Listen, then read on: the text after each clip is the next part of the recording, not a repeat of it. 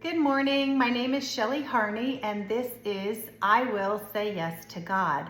It's a channel of obedience and building a relationship with the Lord.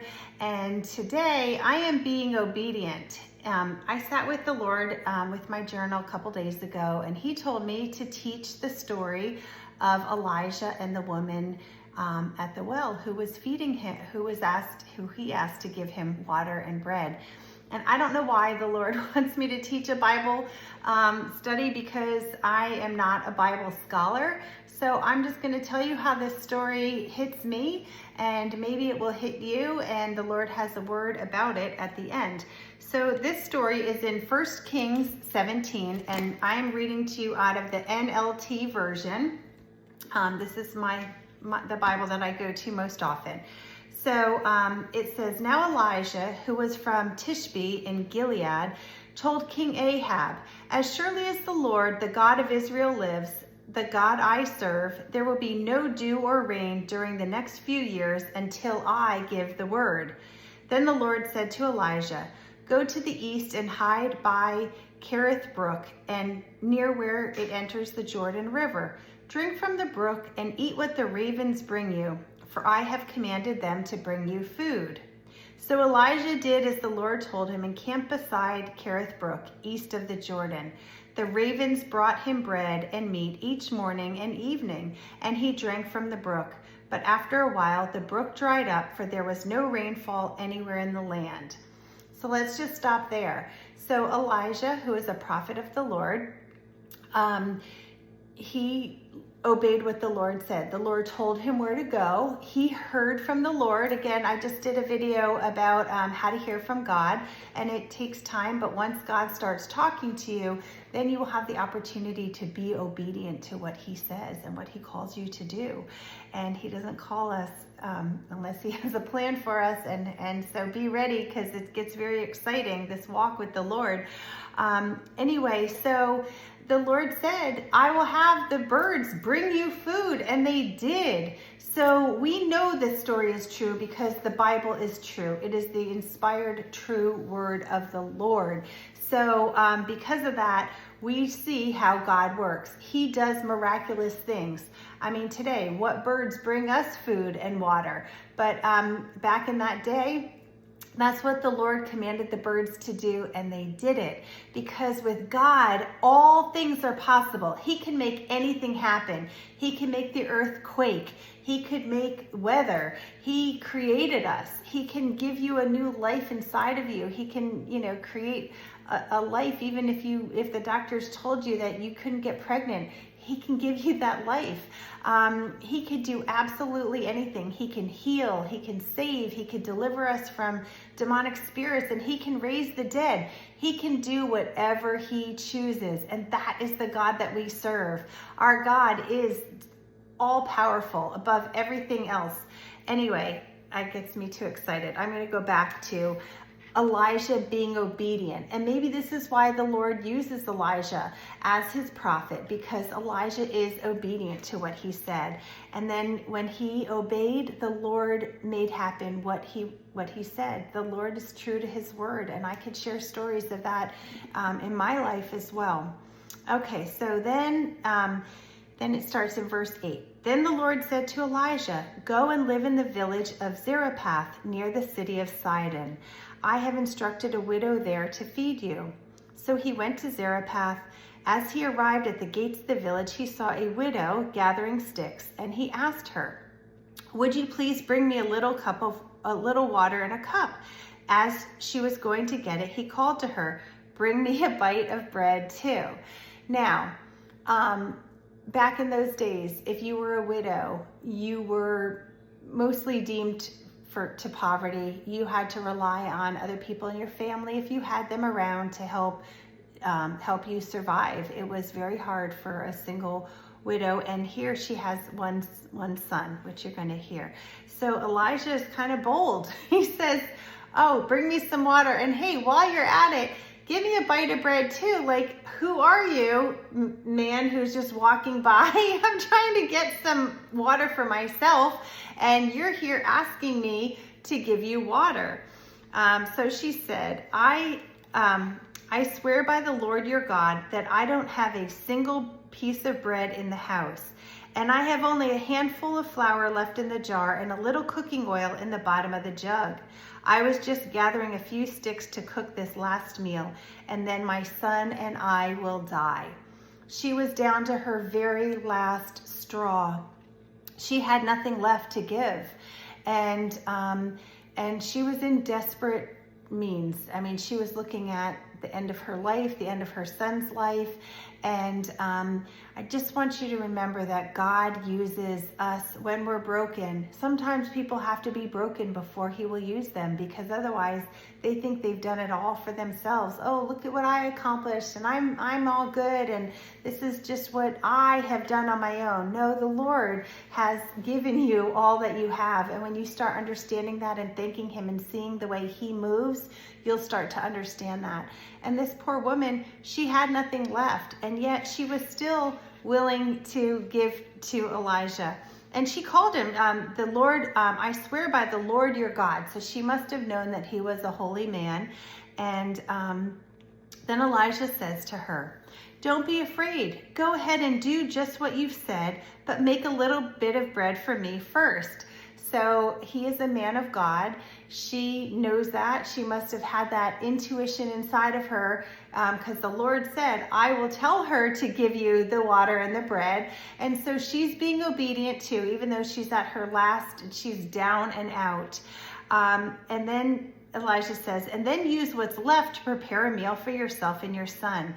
For this is what the Lord, the God of Israel, says. There will always be flour and olive oil in your containers until the time when the Lord sends rain and the crops grow again." So this was a time of famine and drought, when there's no rain, there's no crops, there was no food. So this woman was really in desperate times, and that's when the Lord used her. So, and so as she did as Elijah said, and she and Elijah and her family continued to eat for many days. There was always enough flour and olive oil left in the containers, just as the Lord had promised through Elijah. Now, our God does miraculous things all the time. You just go listen to people's testimonies and you won't believe what He can do. I have a friend named Peggy who it was called out on a channel of Elijah Streams that God was going to put a gold tooth or gold teeth into somebody or several people's mouths. Now, how can that happen, right?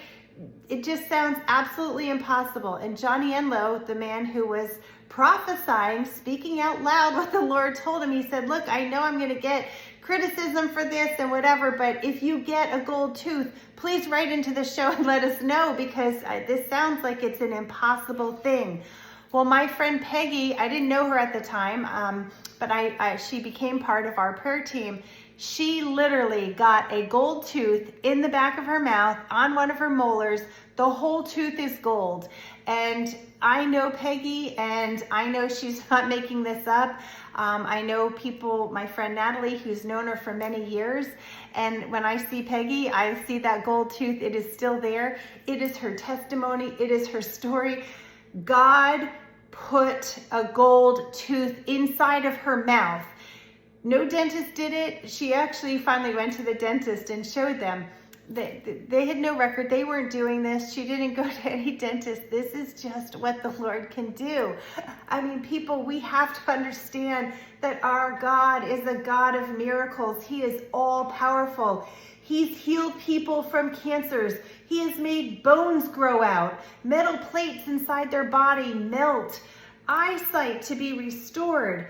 I mean, our God has the power and the authority to do whatever He wants. And here He's telling this woman who was down and out, who was like, she was ready to give it all up, but she believed in what the Lord told her to do. She gave of her last bit of bread, of flour, and oil. And because she was obedient to what the Lord asked, she gave it all as He asked, and He blessed her. The flour never ran out, the oil never ran out, and they ate and they ate and they ate for days. And so she lived After seeing what the Lord could do, that blessing, she didn't die. She lived and served. And so, I mean, if that's not even good enough of a story and a belief in our time still, it says sometime later, the woman's son became sick. He grew worse and worse and finally died.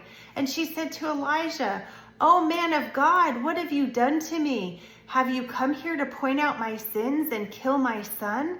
And what were her sins? Her unbelief in God, that she didn't trust that God was going to give her more food when she was at her last morsel. I don't know. Was it her lack of belief? It doesn't say. But Elijah replied, "Give me your son." And he took the child's body from her arms, carried him up the stairs to the room where he was staying, and he laid the body on his bed. Then Elijah cried out to the Lord, "Oh Lord my God, why have you brought tragedy to this widow who has opened her home to me, causing her son to die?" And he stretched himself out over the child 3 times and cried to the Lord, "Oh Lord my God, please let this child's life return to him." The Lord heard Elijah's prayer.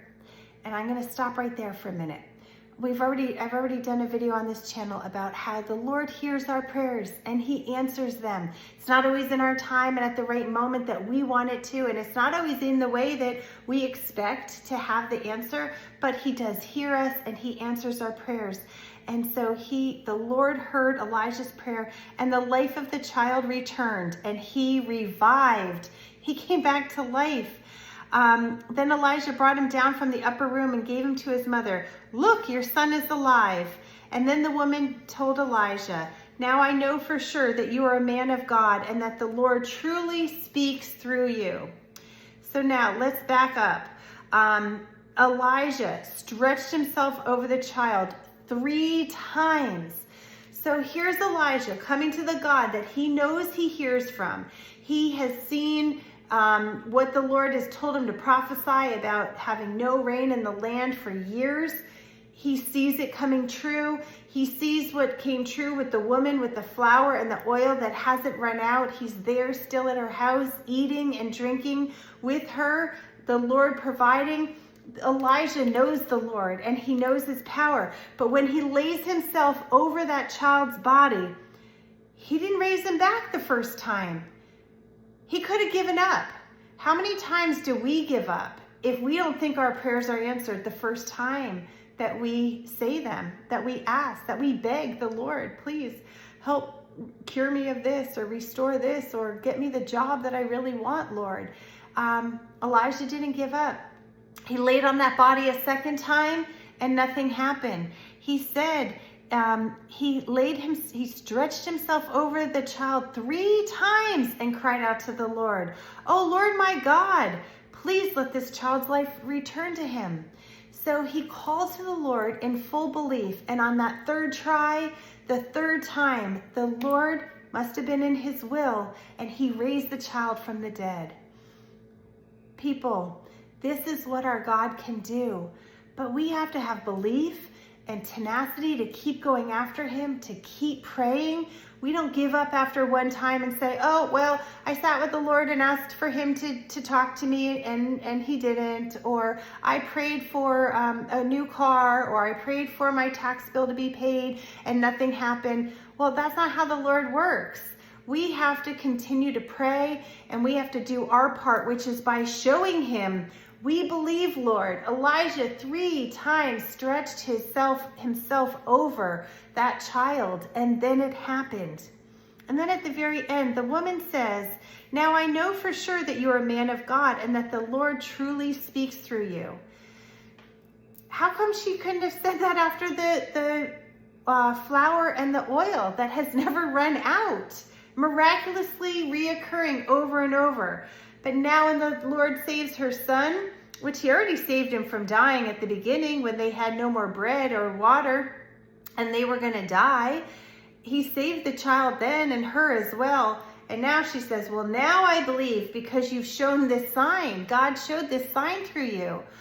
Do we have to see a miracle in order to believe that God is real and that he's alive and that he is still moving? You know, I think a lot of people do. I can include myself as one of them. And I don't know that I thought, well, I have to see a miracle before I believe it.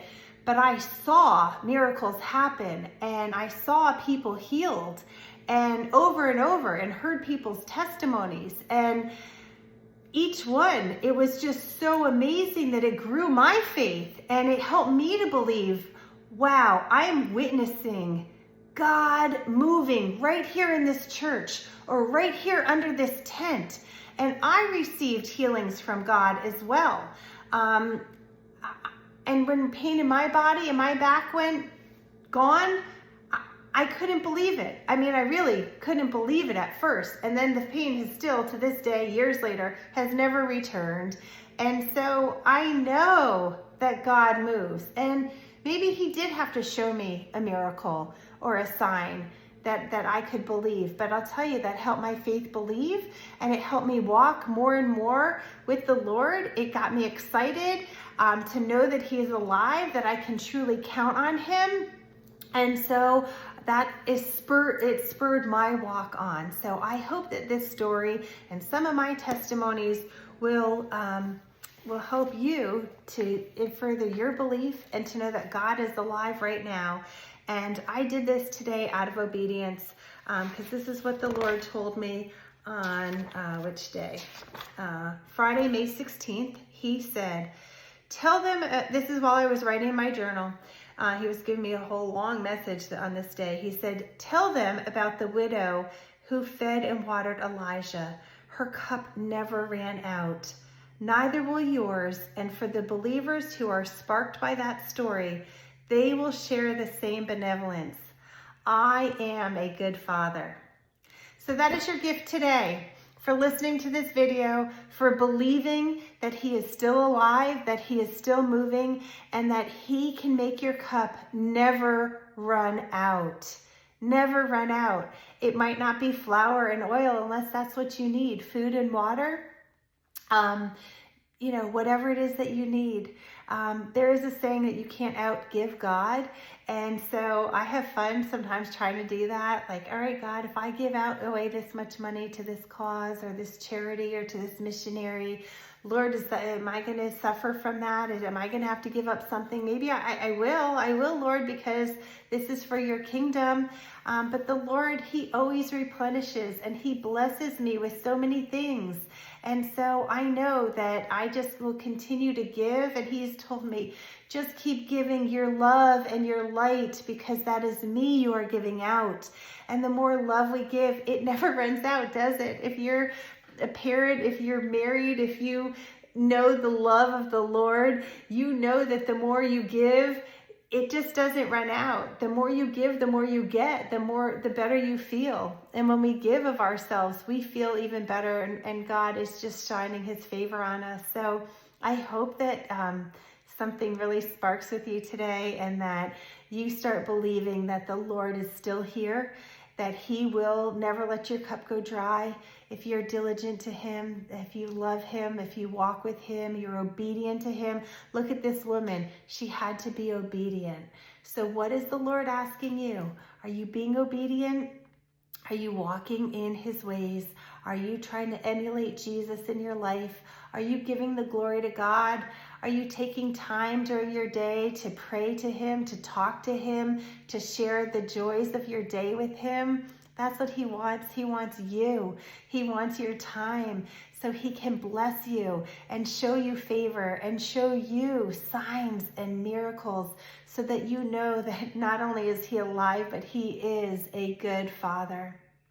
If you have a story to share with me, please write to me at iwillsayyesToGod@gmail.com. My name is Shelly Harney, and I hope this story has inspired you today. Take care.